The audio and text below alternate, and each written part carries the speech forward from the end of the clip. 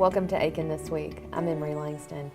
Today my guest is Ryan Bland, our new planning director for the city of Aiken. And Ryan, thank you for being here, taking some time out of your schedule. Thanks for having me. I know that you're about a month into your new position, so you're still getting acclimated, but we're really glad to have a few minutes to talk to you today because you've got a lot of things that are going on in the planning department. It's a fun time to be a planner here for the city of Aiken. It sounds like there's a lot of great things that are going on. So, well, we want to get to know you. So tell us a little bit about your background and what brought you to Aiken. Yeah, it's try to make a long story short. I grew up in the Ozarks in southwest Missouri in a small town, but I always appreciated how the local level of government was responsive to people. I thought I always wanted to do something in government, didn't know what that was. Went off to do my undergrad in political science or public administration, something along those lines, and found out that city planning was a real thing. And Missouri State University in Springfield, Missouri, has a really good, small, but good planning department where they run the regional planning organization and do a lot of efforts with the local community and local levels of government there. And so while there, I got my community and regional planning degree, my bachelor's. I worked for the city of Branson, Missouri for a little while as an intern, which was a really interesting experience. Got to be involved in some really interesting redevelopment stuff in a brief time there. Went on to Iowa State to get dual masters in planning and public administration. Worked for a suburb of Des Moines called Johnston while I was there, which is a really lovely town. Enjoyed it. My first job back in the real world of planning was in Mission, Kansas. Mission, Kansas is a suburb of Kansas City. It's small, about 12,000 people roughly. It just never grew out. It's almost on the state line. And it was fully developed, and the people there loved the way the community was, but it had to go through quite a bit of change due to some factors beyond their control. So it was, in that case, you were managing change in a town that was fully built out and had a lovely identity, and so it was making sure that what went back in the place of the things that had to be redeveloped was acceptable to the community and the way the community wanted to grow. And then as a young single planner, I thought it might be an interesting opportunity. I had some family that moved out to the Bakersfield, California area. I was familiar with the area, and they had a job that came up in long-range planning, which is managing the comprehensive plan there. Oh, okay. And Bakersfield was a city that grew something like 40% between the 2000 and 2010 census. So it was an area that was exploding with growth. In a lot of time, in a time when a lot of places were growing, but there particularly is one of the top 10 cities in growth, over 100,000 people. So that shifted from a completely developed environment to one that you had to make sure that what was going in met what the people wanted to see as their community grew. Sure. So while there in California, met my wife, who is also not Californian, and had a family. And as my career advanced in planning, I moved into kind of more special projects and more targeted planning efforts to the city core. We thought we would look for a place, particularly in the South, that was something we talked about for a long time, a place where when we had a family, we wanted to raise a family. So now we have 3 little girls, all under the age of 5. So nobody's in kindergarten yet. And we had some family that moved back and set down roots in the Augusta area. And so we were familiar with the area and thought that, they loved it, loved the whole area so much, loved the people of the area in particular. And anytime we visited, we did too. So we targeted this area for a place where we might want to raise a family. And Aiken is just that kind of place that you would, I think as a young professional or young family, is the type of place I'd want to raise my family. So that's what brought me to apply for the job here in Aiken. Well, very good. Well, we're so glad that, of course, you being an Aikenite, I'm very partial to our town, but so glad that you had the opportunity to see it and fall in love with it and become a part of our community. But wow, what an extensive background you have, education and work experience, and very diverse. So you've worked in some very small communities, some very large communities, medium communities. Really, you have run the gamut. So we're really looking forward to your expertise coming in the background that you have and what you have to offer, because lots of exciting things going on for the city right now. So you made the transition from California to South Carolina. Right. Few cultural differences, I can imagine. But talk about what the transition has been like for you, you know, from the planning standpoint, with the diverse background that you do have. So what has that been like to come from somewhat of a different area? Yeah, in California, in particular, planning is driven first, I would say, as much as anything, by the California Environmental Quality Act, which on its face is a good concept that you evaluate all factors of your environment, from its relation to the next property over, to long-range transportation issues, to the environment, you know, as people would see, natural environment. And you have to evaluate and mitigate all those things for every development that comes through. But it's a very intensive and legal process that I think at this point may not be serving the purpose it originally intended. But what it did was, as a planner, you appreciate all of those factors when you look at growth in your community. Sure. And preserving the character of the community that you're in to the extent possible. So, and building them on its strengths. And I think that Aiken has a wide range of factors that its citizens really enjoy, that they've and we maybe get to that later, kind of tailored down into like a little bit of a vision statement of the comprehensive plan process, but that Aiken has a sense of community where people know they can describe to you what the character of Aiken is, and I really appreciate that. And so as you know, you go through and evaluate development and plan for future development, that it's kind of the same thing. You compare those core principles with everything that comes through to make sure that you're moving toward that target that the community wants to be. Yeah, absolutely. I can imagine that, you know, from just a lay person or somebody who doesn't have that planning background, just our citizenry, you know, all the exciting things that are coming online, and you know, you do have to really look at the long-term process to make sure that we are planning the correct way and the right way, that's going to ensure a solid future for us. So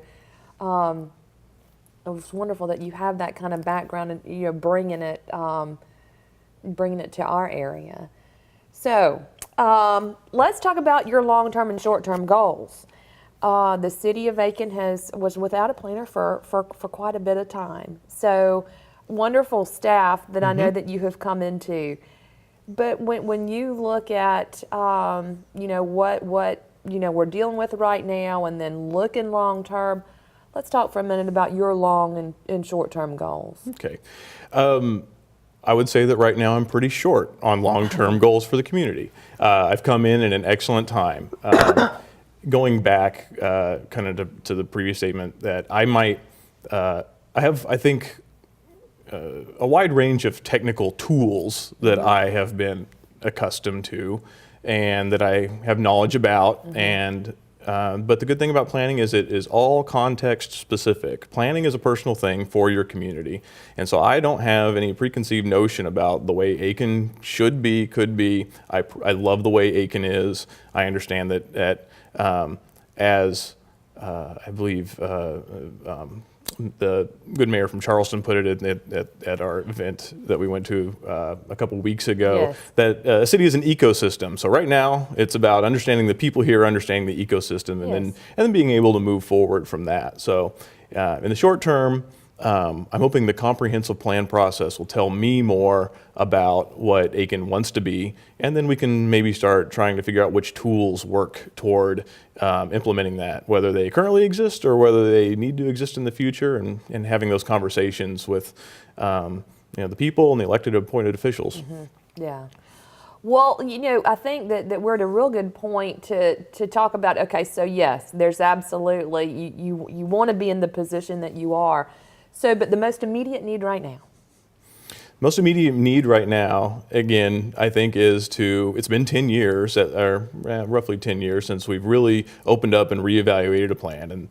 And so that is, number one is to figure out, where our arrow is heading, so to speak, as a community, where we want to be. Sure. So getting a solid comprehensive plan in place. A comprehensive plan is your foundation for your ordinances and anything implementing from that point on as far as land use and development, is to make sure that you understand that it could be the same as it was 10 years ago. It could be completely different than it was 10 years ago when the plan this current plan was originally put into place. I think it's important to figure that out right and do it well, and then move on from there to figure out what tools you need or have at your disposal to implement that. Well, I think and for our viewers who may not know, we are going through the comprehensive plan.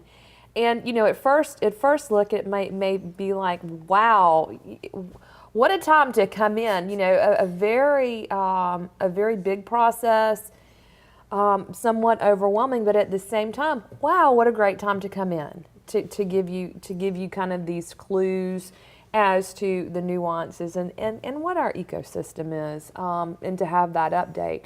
And a few months ago, we had Ms. Liz Stewart come on and talk about the beginning parts of this comprehensive plan. The Planning Commission and the Planning Department are taking on.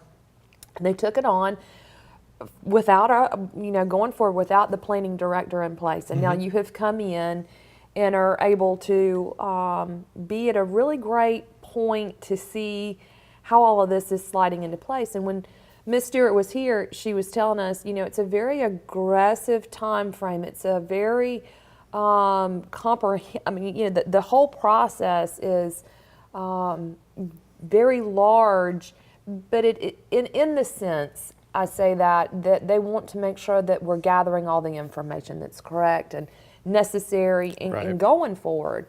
So let's recap that a little bit for us right now. What is this comprehensive plan that we're taking a look at? Basically, your comprehensive plan is just that. It's a plan.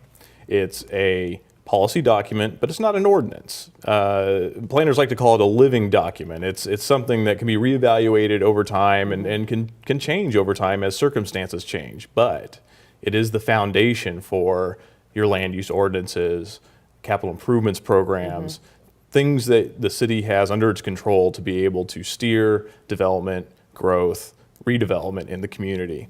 So it takes existing plans, it takes public input, it takes data analysis, and kind of puts them all together in one document. Particularly the public input process, then it presents that material to your citizens and stakeholders in the community, and you get feedback on what the vision of the community is and what the guiding principles are. And so that is where you kind of leave off at the plan, and then where ordinances, city processes, and policies start. So right now we are in the process of kind of wrapping up that public involvement period and transitioning into a formal adoption process soon. Okay. So so we're kind of in that transition period. So what are we seeing? What have the results been so far from the public input? So we've first, I want to say to the people of Aiken that we absolutely are thankful to you for coming out and being involved in our processes. We know it's an extra thing on your schedule to have to do that, but it's crucial as we move forward as a community to understand what the community needs. And so we really appreciate that. And we've got a wide range of responses on a wide range of topics, but we from those we started to kind of pull out some themes about what people thought that Aiken is and Aiken should be, and that is it's a city with a strong foundation on architecture, natural resources, historic relevancy.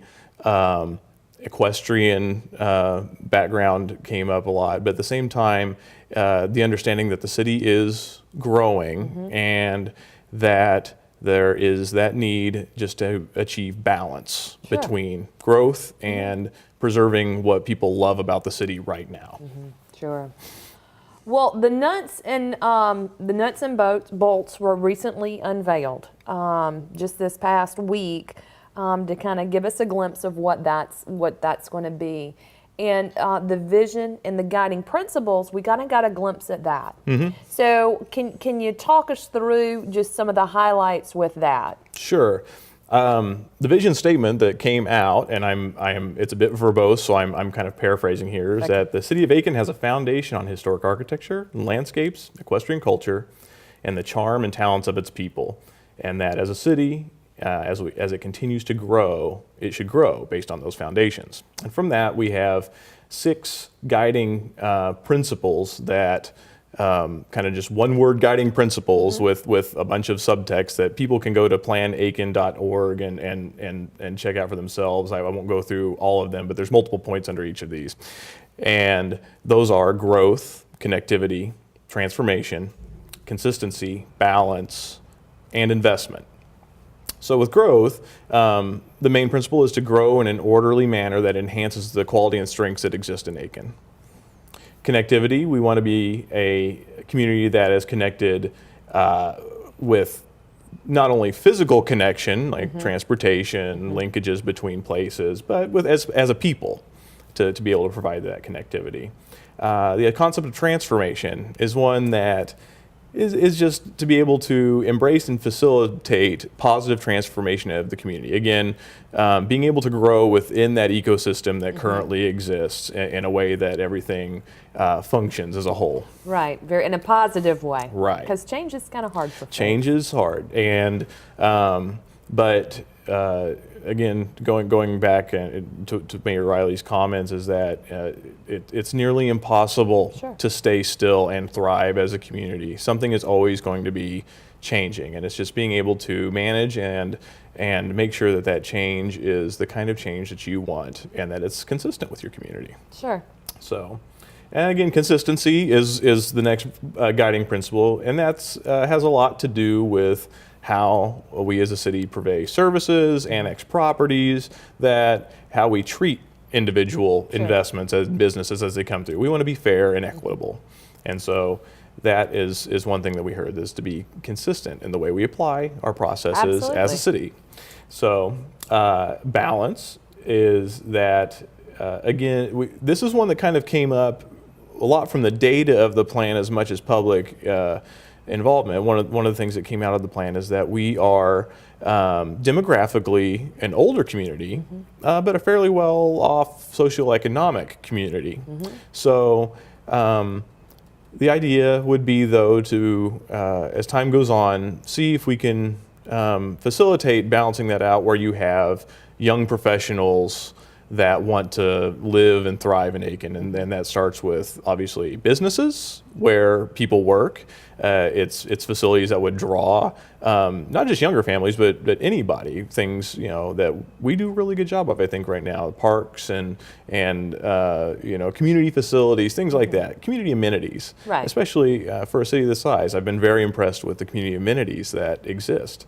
And then housing choice, making sure that you have options as to where you live, and not only you can start out at, as the guy right out of college in his first job, and have that option to stay in Aiken and move up as you move up in your career and get a family and grow a family and retire.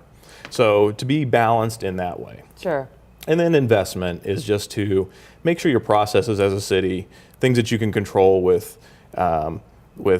taxpayer dollars, grants, that those align with some of the concepts in the plan to be able to affect positive change through community investment. And that's not just us, but being able to make partnerships with other entities out there who view our community and affect our community very positively. We have a university in town, USC Aiken, that is very involved in the community. We have school districts, obviously, that is a separate entity from us, but again, is a huge component of the quality of your local community.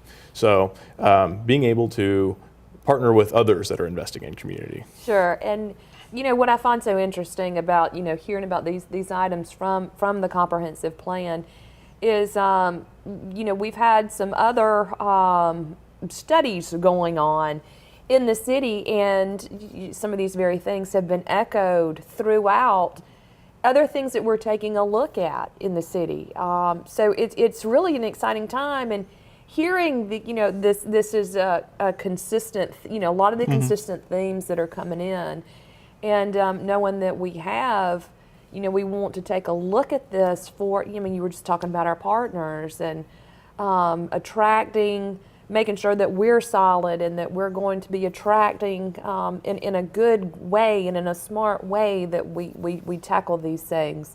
So I think it's just a fantastic thing to see these different types of ideas just all meshing at the same time. And I guess I should stop and point out that I kind of mentioned it before, but one of the foundations of the plan is to make sure you don't just throw out any previous existing plan or process or vision that came through before the plan, is that you review those, incorporate those, and they take into account those as you create the plan. That's kind of the comprehensive nature of the comprehensive plan. Absolutely. So, and we've been very appreciative at the amount of involvement, the community involvement to create those sorts of things, those existing efforts that have either taken place or some of them currently taking place in other manners. So we are taking all of that into account in the new plan.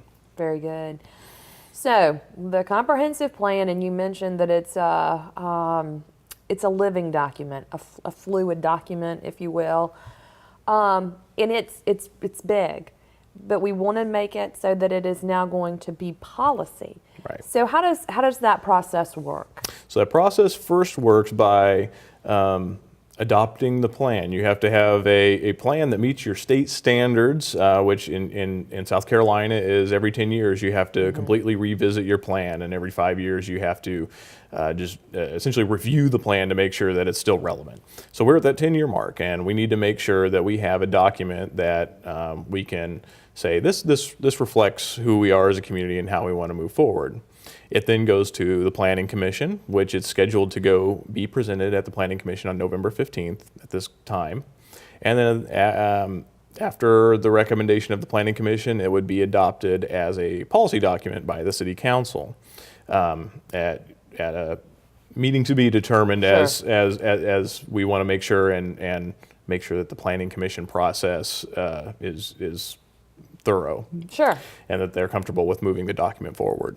So after that, though, you start looking at those items that I didn't necessarily list off that are attached to each of these guiding principles, and you start figuring out the things that you can do, like revisiting zoning ordinances, revisiting policies, revisiting incentives, and trying to figure out if those actually do what they're supposed to do, effectively implementing your plan. So, and that can be a tedious process, but again, I think that's where a lot of communities miss out. They'll go and do a whole new comprehensive plan and expect that to do all the things you want in your community, but they never go back and look at the nuts and the bolts, where the rubber meets the road, where people come in on a daily basis saying, I have this piece of property and what can I do with it? And, or businesses saying, where can I operate in the city? And we want to be able to have all that foundation in place to make that an efficient process for development, but one that is effective for the city. Sure, because if it's not, if we don't take that into consideration, it's just kind of. Right. So that's going to the Planning Commission on November 15th, and that is a public meeting. Correct. So if anybody would like to come and hear the presentation to the Planning Commission, feel free to do that and give more input, because I know that's a big part of what you're trying to do with the plan is get as much public input as possible, and we're trying to be as transparent as we can with going forward and moving this to to the council level where eventually there'll be a recommendation for adoption. So, and I know too that this was a very fascinating process when we had Ms. Stewart on to initially talk about this. You know, so this is something that South Carolina deems that has to be done. There's lots of other layers that play into just having this comprehensive plan. Mm-hmm. So, you know, well, we're doing this now, and then we'll kind of reevaluate in another 5 years and then another 10 years. Right. So we're constantly making sure and ensuring that as a city, we are taking a look at what we need. Right. To make ourselves a lot more efficient and grow the way that we as a community want to grow. And it doesn't necessarily have to be every 5 years. You don't have to wait 5 years. You don't have to wait 10 years. It might be something that you can kind of systematically do from year to year. I think that was mentioned when the Chair Stewart was on the program, that it might be more appropriate moving forward to evaluate different elements at different times as we move on. So I think what we have is a set of elected and appointed officials right now that have that recognition that it's important to have you have your foundation properly set as you create policies moving forward. So absolutely, and yeah, they you know, the 3 boards staffed by our department, the Planning Commission, the Board of Zoning Appeals, and the Design Review Board have just been doing a lot of really good work for the community. And volunteer folks, I mean, this is something that we have to remember. These boards and commissions, they're volunteer, and they feel very passionately about our community and wanting to do what is good and in the best interest. Absolutely. So we couldn't be more thankful to the planning and the Board of Appeals and all of our different committees and boards that make these things happen for Absolutely. us. So, well, we mentioned this is an aggressive timetable. Again, going to the Planning Commission on November 15th.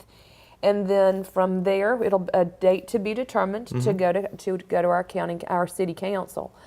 So, this is a fantastic time to really step into the position of planning director. Ryan, is there anything that we haven't touched on? This is a very big umbrella, but is there anything that we haven't touched on as we're wrapping up today? You know, I don't think so. I think the one thing I just wanted to make sure and say is that, and I hope that people know this, that the Planning Commission staff here has gone through a lot of transition, but they have done a wonderful job for the community at putting in the effort to make sure that the city has continued to develop in a manner that I think is positive. You know, as we transition to a new director myself, and I can't thank them enough for how they've welcomed me here. I can't thank the community enough for how they've welcomed me here. I've gotten a lot of warm responses out there as I've met people, and I couldn't be more appreciative. So I'm thrilled to be here. I'm excited to be here. It's an exciting time. It's a lovely community, and I just I hope to be here for a long time to see the city continue to grow and develop, and to make sure the best I can that it grows the way that the people of Aiken want it to. Very good. Well, Ryan, we are just delighted that you're here, and I hope that we can check in with each other from time to time, have you back on Aiken this week to see all these fantastic things that are going forward and what the planning department is up to. So thank you for taking a few minutes out of your schedule today. Thank you. And we thank you for joining us for Aiken this week, and we'll see you next time.